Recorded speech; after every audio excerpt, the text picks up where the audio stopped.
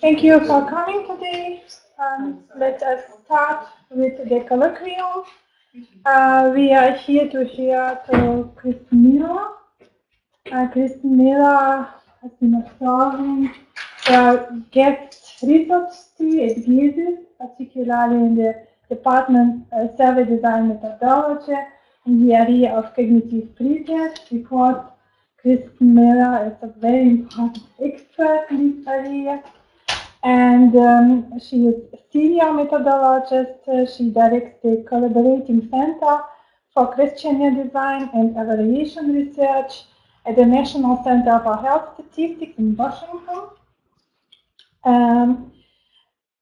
Kristen Miller is co-editor of important books in the area of cognitive interviewing and questionnaire design. She has been conducted cognitive pretesting for relevant surveys like European Social Survey or organizations like World Bank or United Nations. Kristen Miller will now pictures about the cognitive interviewing methodology to examine survey question comparability, and I am looking forward to her presentation and to the, I hope, very interesting discussion thereafter. Good, thank you. So I just want to first say that I'm very happy to be here, and I'm delighted that I was invited to come. This is now my third time to be here in Mannheim, so it's been a while. I've had a number of collaborations throughout the years, and it feels as though we're starting some new collaborations, yes? So it's really, I'm really looking forward to the future as well. So this is, I'm just going to be talking today about, more specifically about, I gotta be in a more comfortable location. I'm specifically going to be talking about cross-national or multicultural, I guess we're calling it the 3MC,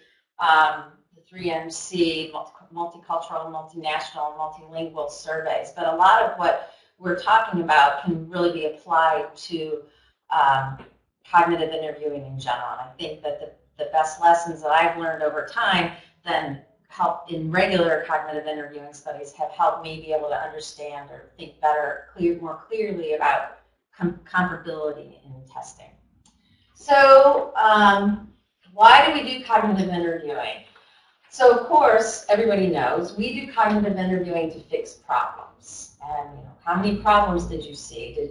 That's like the big thing, is fixing the problems. And so we do this to reduce the error, but we also do it to fix, to ensure that things are comparable, that we're actually, before we go into the field, we are coming up with questions that are going to work well, and that they're going to work equally well across all respondents. So this is, pre-testing. Okay, so we do cognitive interviewing for pre-testing. But we also should be thinking about cognitive interviewing after the survey has been fielded, not just for pre-testing. So why do we want to do this? When a survey has been fielded and you have the data from the survey, by data users being able to go and read about what this question captures, how the process was, the whole cognitive testing process, it provides documentation to the data users. It tells them what the questions actually captured. So they can go in and say, does this data really meet my objectives when I'm trying to answer my research question? And then also, I think that we need to start thinking about using these cognitive testing reports as providing documentation to people who might want to bring the same survey questions onto their survey. So it provides documentation for like I think of it as like a roadmap for. So we did this, we studied it this way for our survey. So other surveys can look at what we did and maybe and use that same documentation to help them be able to bring those survey questions on board. Does that make sense? So before testing and after testing, but also to be able to contribute to the theory of question response. So, for example, in the 3MC context,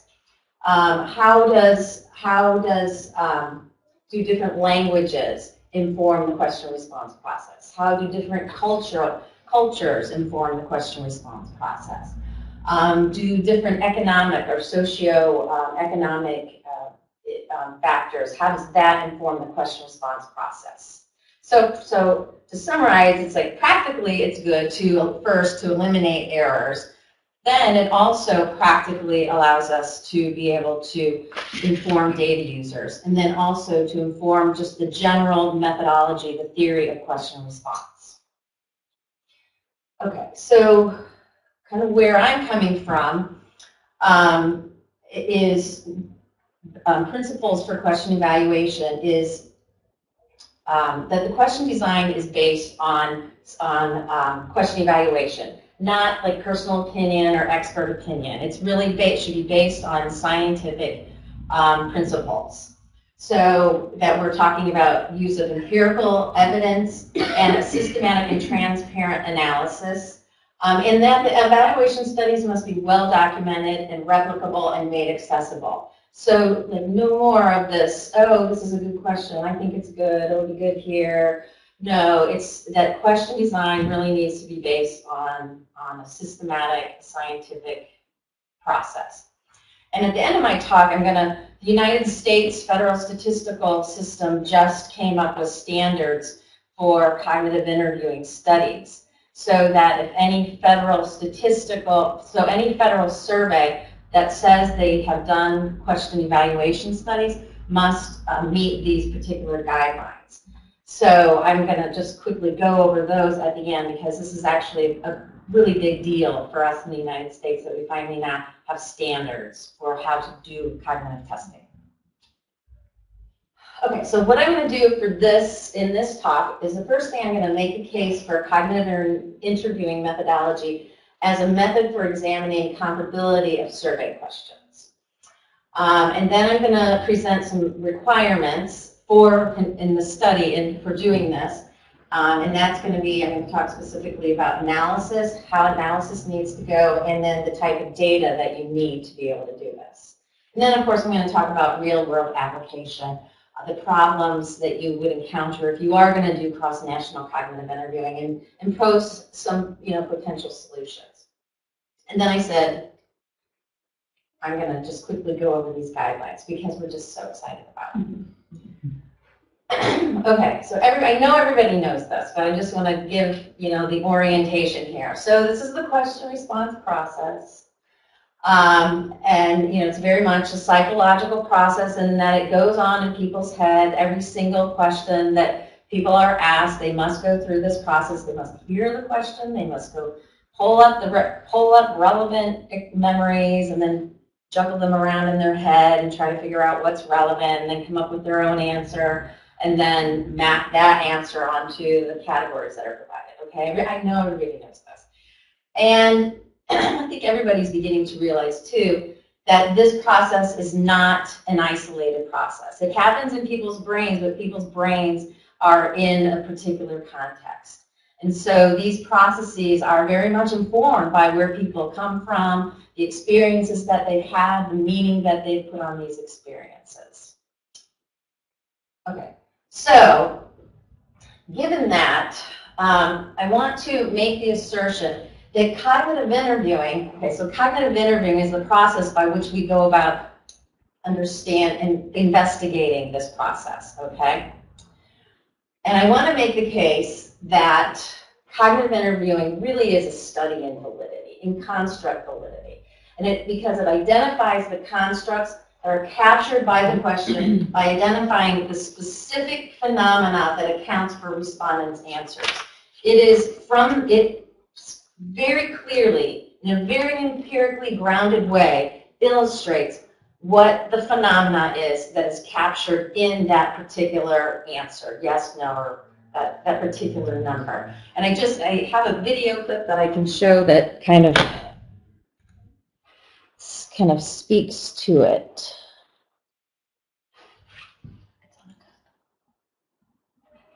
Would it be right here?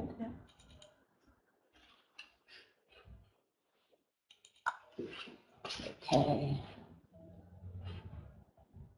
Okay. So I'm going to play this clip, and it was this was from a long time ago, back right after the terrorists, the trade towers were, you know, the plane and the trade towers, and so they wanted to have a survey that measured the psychological impact of that type of terrorist activity.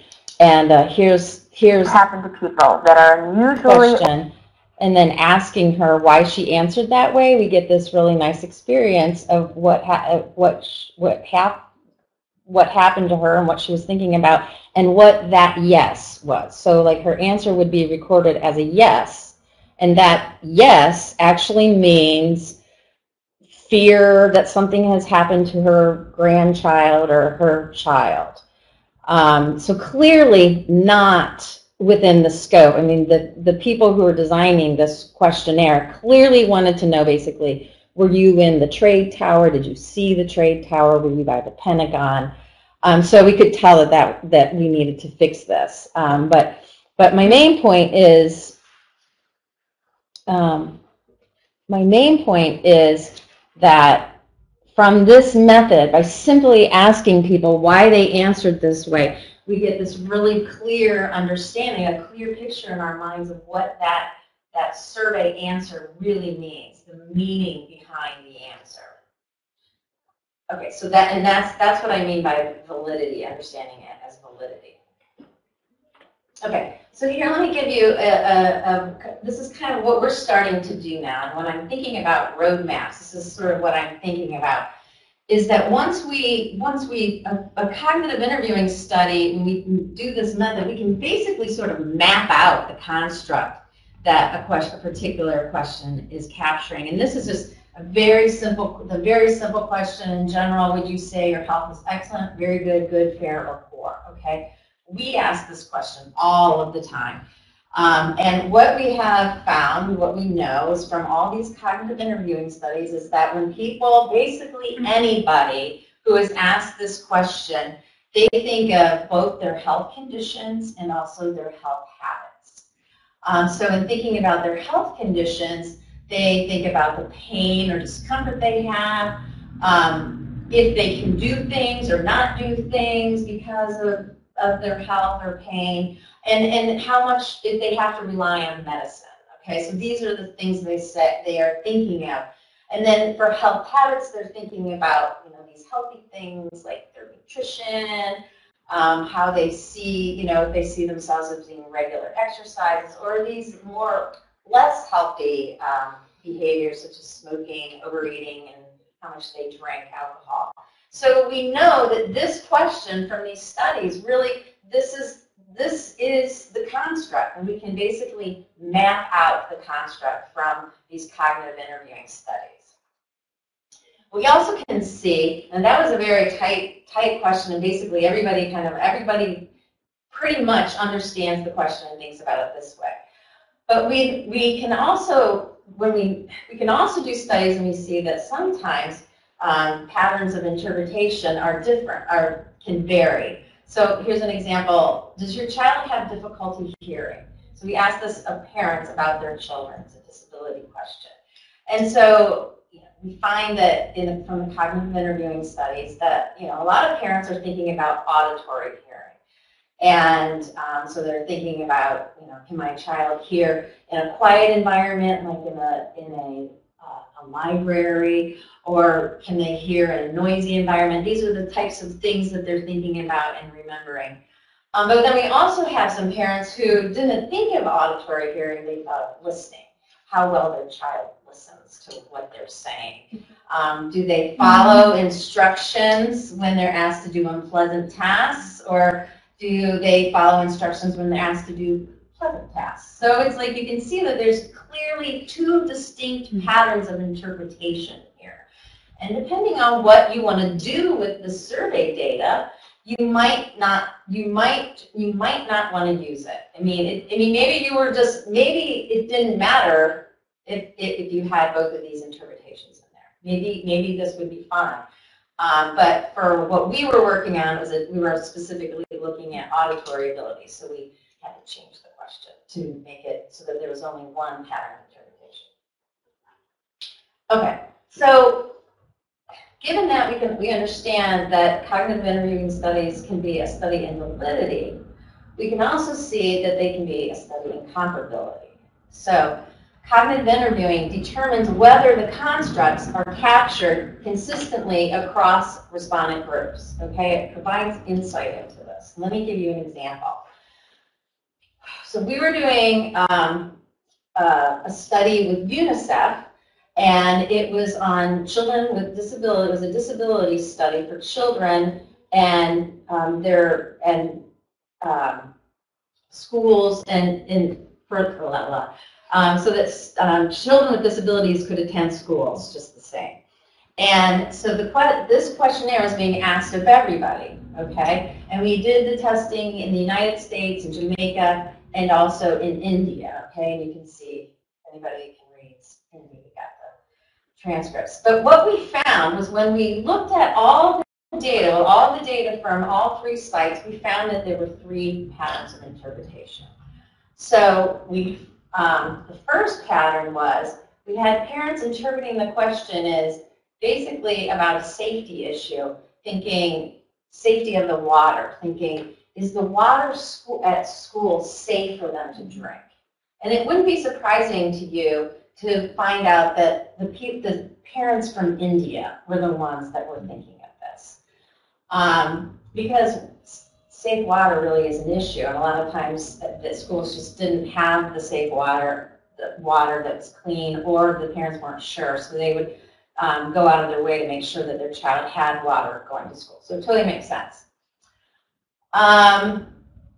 Here, many parents thought of it as just, does my child drink water at school? It's almost like a health habit sort of thing, because they know drinking water is a healthy thing to do. So parents would think, there are two versions. Parents would think, does my child drink any kind of water at school, or does my child drink only school water during school? But they're really thinking of this as like, does it happen or not?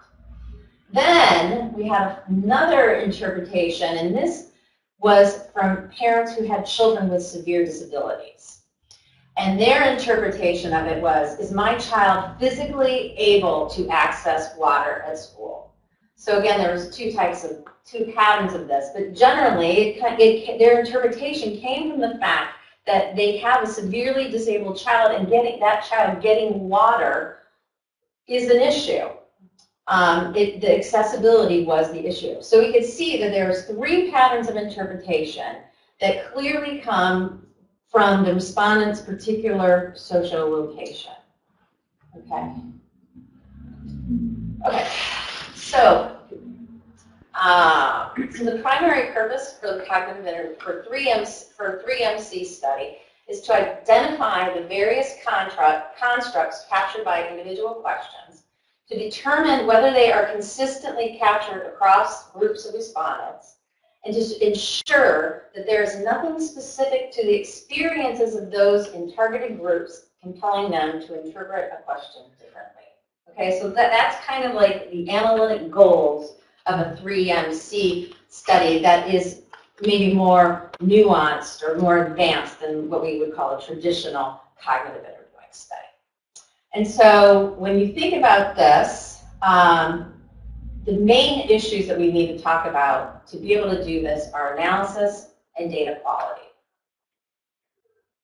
So the analytic goal, so obviously the analytic goal to a cognitive 3MC study is central to the design of the study. And now, particular to data analysis, each stage is affected by this affects each stage of the study process.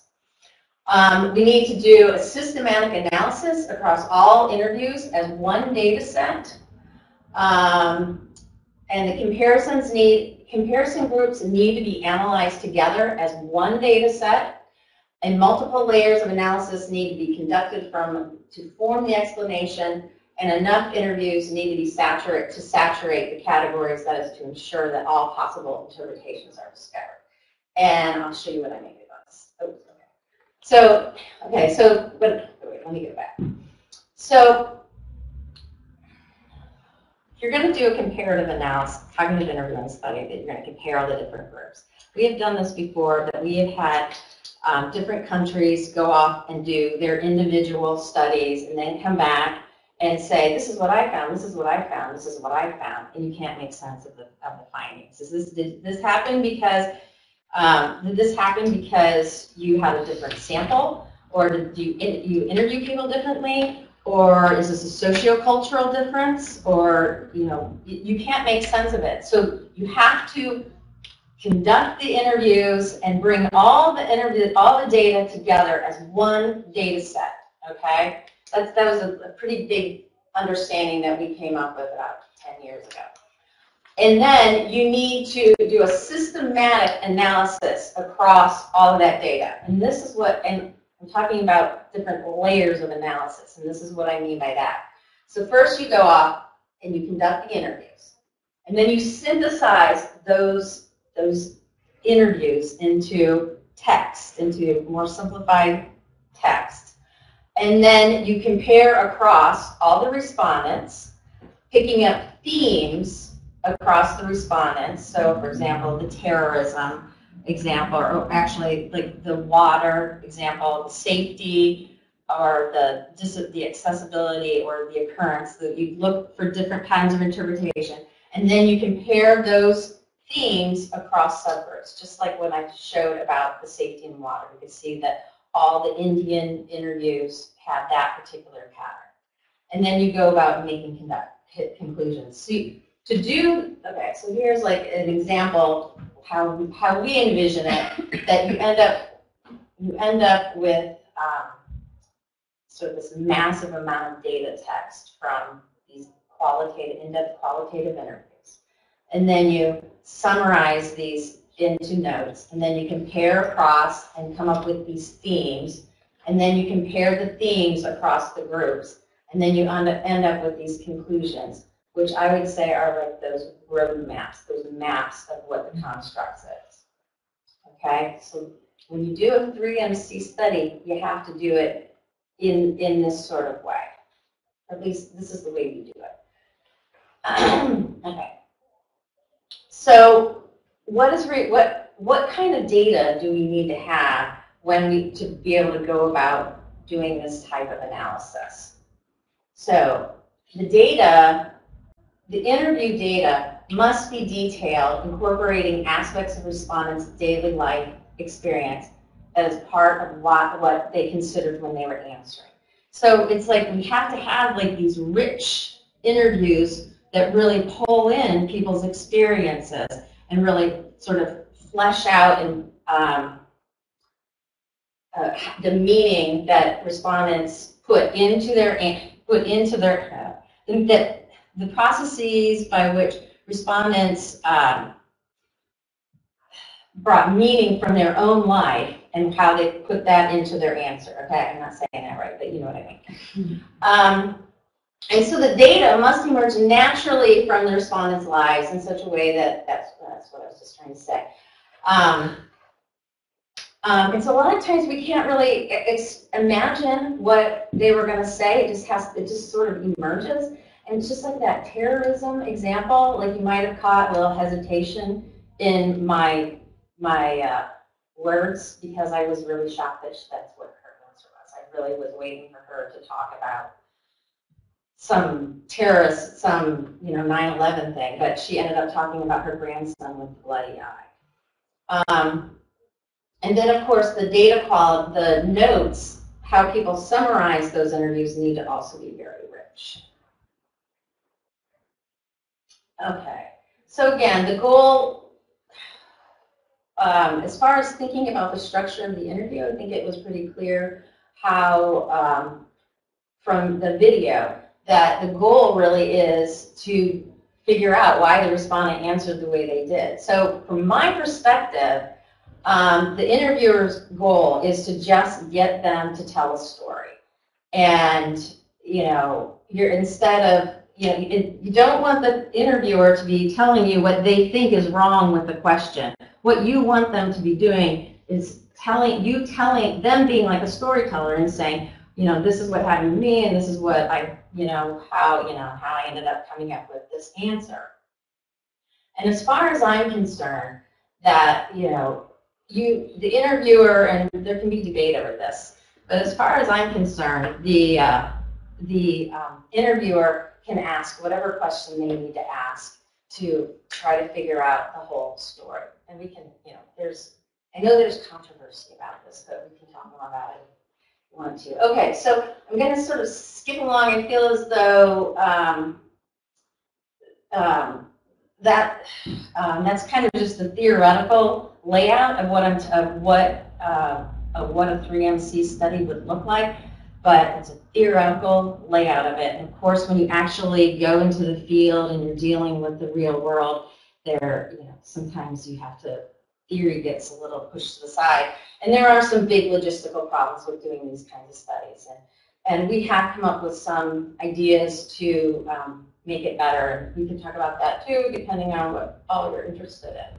But I want to skip to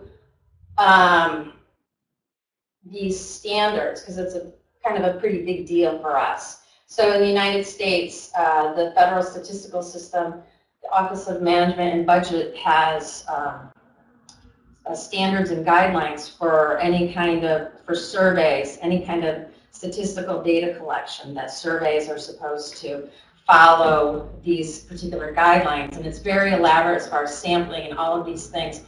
One of the guidelines is pre-testing, and that surveys need to pre-test, but it is completely not vague. It's completely vague as far as what those pre-testings were supposed to be.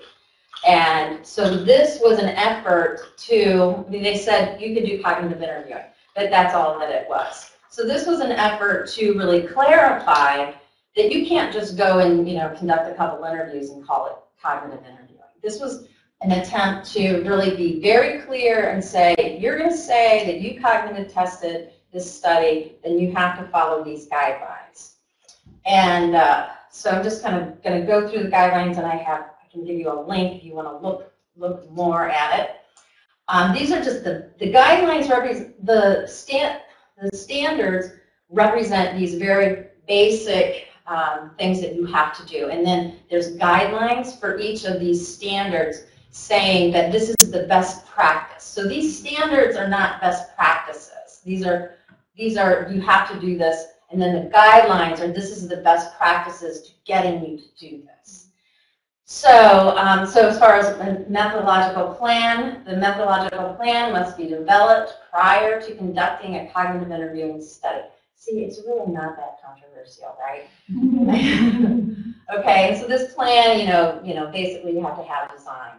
Sample selection. The sample selection for cognitive interview study must be done in a purposeful way to ensure that the respondents have the characteristics necessary to provide data required to meet the study objectives. Very basic and very almost obvious. And then you can go and look to see what the best practices are. The interview guide, you basically have to have one. And that the whole goal of it, the guide must direct the interview process so that respondents reveal how and why they answered the question as they did. Okay. And then I think the analysis must be systematic. It must be systematic and transparent analysis. And I think this is probably the biggest, probably the most important part of these standards, because what would happen is people would conduct these cognitive tests, and they would just have the summaries of what they found, but there was no way to really understand how it was found. Did they do a good job? There's no way to sort of scrutinize the results, and so the veracity of the real study was up in the air. So the idea here is that there has to be a systematic analysis, kind of going, looking across all the data, and then to make it transparent. So the analysis of cognitive interviews must be transparent, such that study findings can be traced to the original data collection in the cognitive interviews. so that there is an audit trail, so that findings can actually literally be traced right even back to individual interviews. So there's no doubt that this is an empirical study finding fact. Okay, and then of course, this is also important that, that you have a final report, and that the methods used, the results obtained, and the conclusions drawn must be documented in the final report. And that if you're reporting the results, that the final reports must be made available and public if those cognitive study results are referenced in publications or data collection documentation. So if surveys go and say, we did cognitive testing, then they have to be available so that people can go back and actually look and see and read. So that's it. Thank you.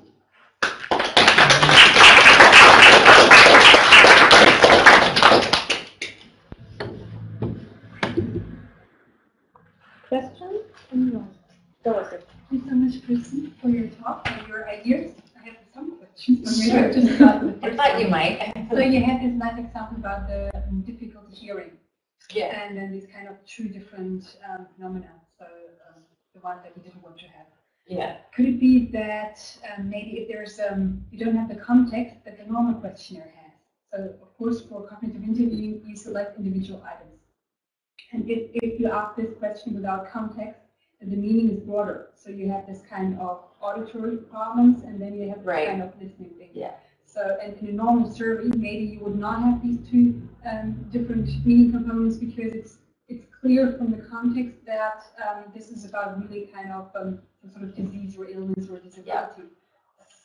So that's a theory. However, the whole questionnaire was on disability. There was nothing other there except for disability. And interestingly, it was a cognitive interview. And so parents through the whole time are talking very detailed about their children's abilities to do things, and they still came up with that. Because I think what it is that for parents who have a little bit of unruly children, that is like a huge thing in their life. That is so salient. And so that's where it came from. What we ended up doing, I forget what the wording was, but we said, does your child have difficulty hearing sounds like music or spoken words or something like that? And it totally changed.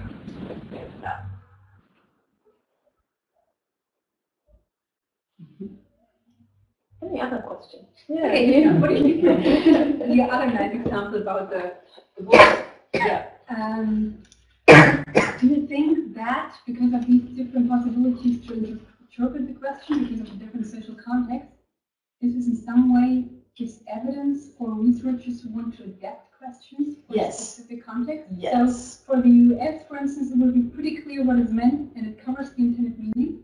So you can keep the question as it is, possibly, that's learning from cognitive interviewing. And for some other countries, you will really have to specify what you mean. But this specification doesn't make sense in the US. Right. It's pretty clear. This is why it's just so important to have the documentation, right? Because I think, how they're going to be using this question is, it's totally fine that is the patterns of interpretation, how they're going to be using it. Because then they end up having some follow-up questions. But the data could be used by any number of different kinds of researchers. And so it's really important for people to be able to get on, and even if they just look at the little map, the little diagram, it's just so easy to see, does this fit? So I think we're just cutting ourselves short by thinking of cognitive testing as only a pre-test exercise.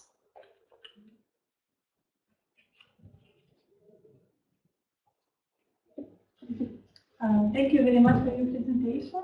Enjoyed it as well. Yeah, good. And my question is, you have mentioned the obstacles when interviewing in 3C context, particularly that you have a lack of details in the interviewer's protocols. Yeah. So we have similar experiences when trying to qualitatively interview the refugees here in Germany. So we use the translators, but the translations are really not informative at all. Yes. Yeah.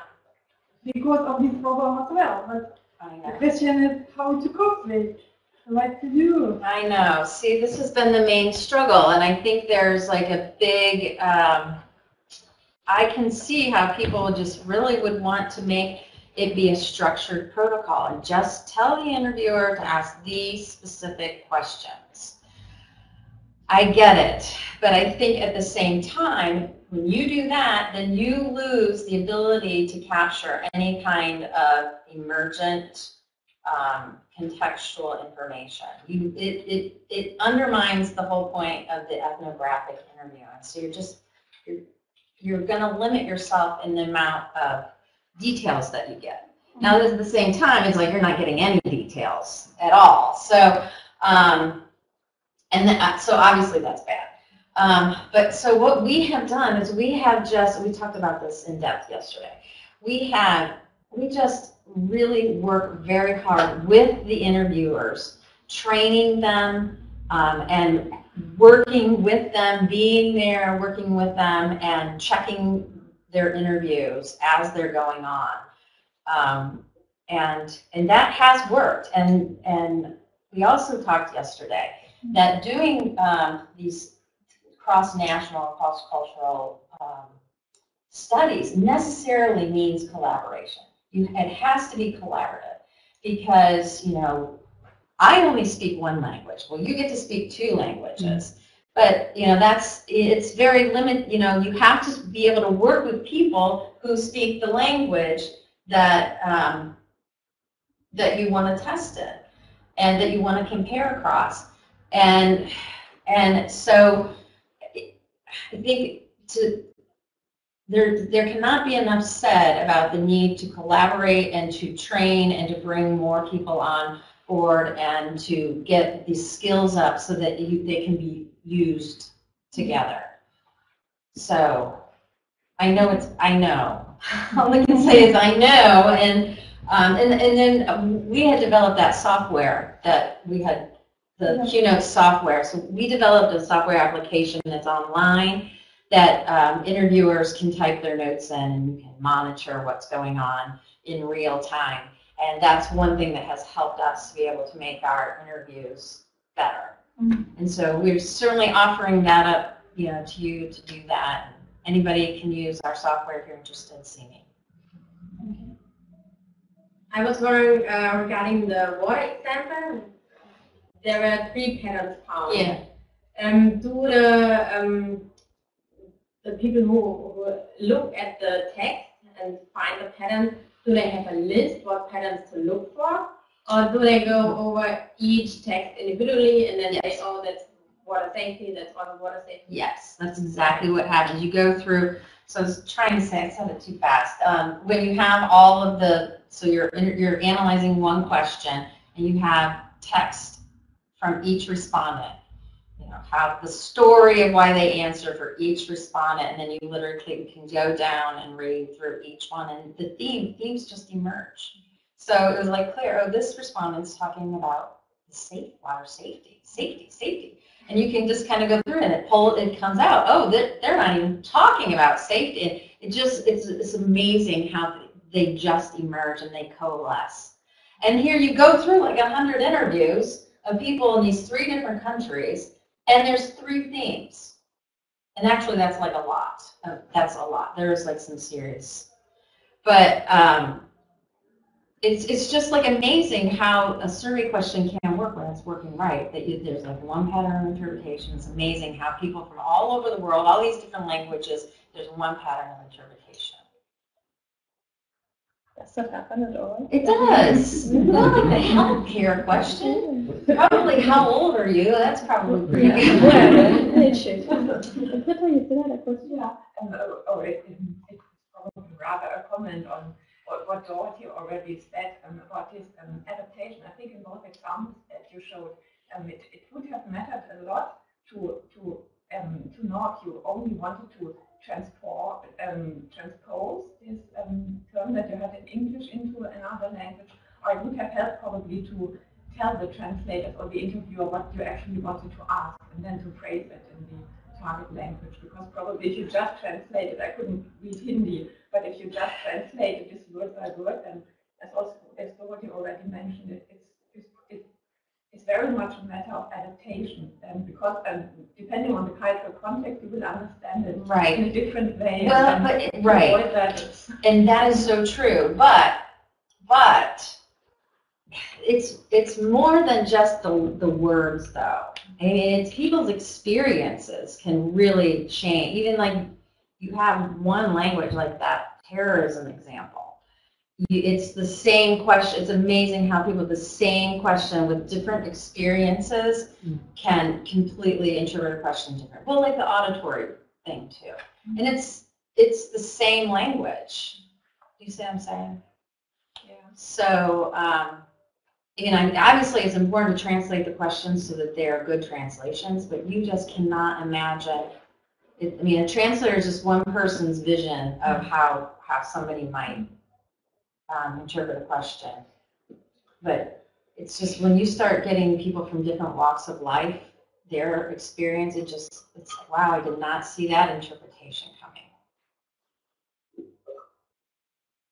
Yeah. So I'm actually especially interested in a subgroup in the institutional population. So a group living in retirement homes, for example. And survey researchers tend to say, well, we can't interview those people because they cannot cope with an interview. So as I said, I don't have any specific question for you, but would like to hear your opinion about this subgroup and whether you have any cognitive interview results within those institutions. So what types of, like, senior living centers, or? For example, yeah, retirement homes or nursing homes or hospitals. Yeah, it's a large group actually, but we try to investigate whether it's possible to conduct surveys in those institutions. Well, I would have to say for sure that where people are, where we know for sure that where people are, their experiences, where they're set, is necessarily going to inform their interpretation of a survey question. So for sure, if somebody is in jail and their whole life is being in prison, you have to know they're going to interpret questions differently than people who are not in prison, right? I mean, you could just see how they would, how an interpretation could be twisted. I mean, just, do you have difficulty seeing? That question alone, do you have difficulty seeing, could be taken as, well, like, no, yes, I have difficulty seeing because my window is like this with bars. Do we think about something else? No, I was just interested in your general opinion, and maybe you have already made some experiences. Well, and it is kind of interesting that, we do a lot of disability stuff, and a lot of the questions we're testing are like cognition questions about people's ability to think.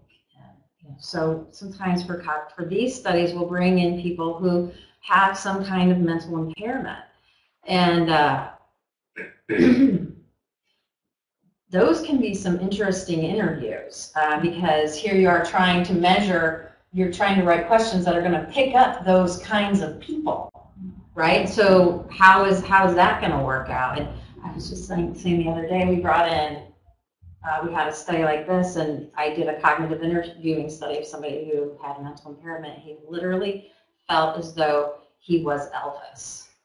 And it was crazy how all of his questions, all of his answers were based on like some version or something related to him being Elvis and how people thought he was Elvis. But it's interesting. Like, if you're going to be doing surveys of people in those places, then you certainly need to be doing cognitive testing because those places are going to necessarily impact the question response process. Even if it seems weird that you're interviewing somebody who thinks they're Elvis. Yeah. You were mentioning also the example of health, so I was wondering if you came up with a perfect solution for subjective health. Nope. No, it's just the weirdest. It's just the weirdest thing. That question is so weird. It's somehow it completely relates to mortality. I don't know. We're going to be asking that question forever. And the thing is like it's picking up the same construct, right? That is what people are thinking about consistently. But what really makes it weird, that question weird, is like the categories, where people place themselves. That's so subjective. I don't understand it. Yeah. Maybe a question to you or a comment, but also to you as cognitive interviewers, because you mentioned or encouraged researchers to also do cognitive interviewing after the fielding so that we have documentation available, how to analyze the data. And then I saw your lady, of course, in a very emotional topic that she was talking about, like the video. Yeah. What about ethics? Can you put everything, all these kind of entire cognitive interviews somewhere online because they may be very personal? No, here I can tell you how we do it at our agency. So we conduct these cognitive interviews. They are video recorded. They are tagged by question and then stored in our locked facility. So the people so that is our data. Those are our data files.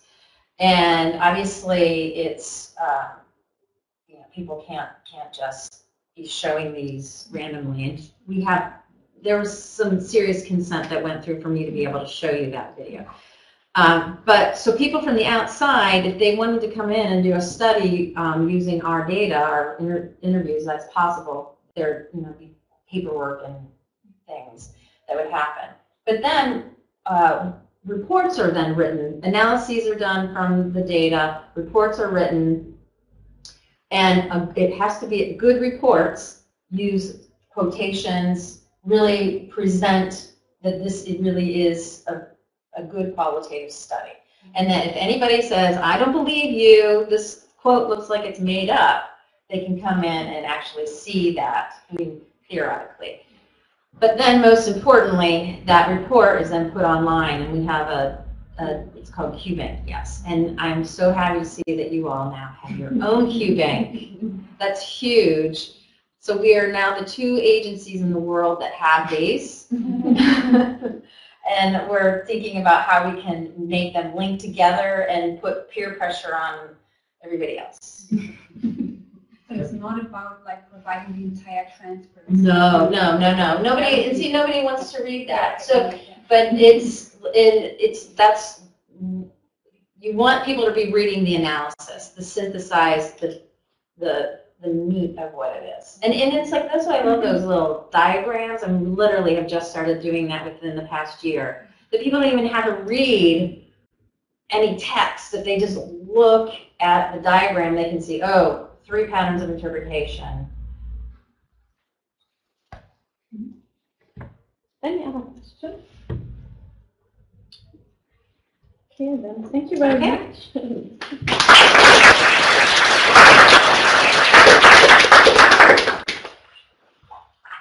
Okay, I just gotta make sure all these video clips are gone. How would I do that? Delete the folder because this is all your folder. So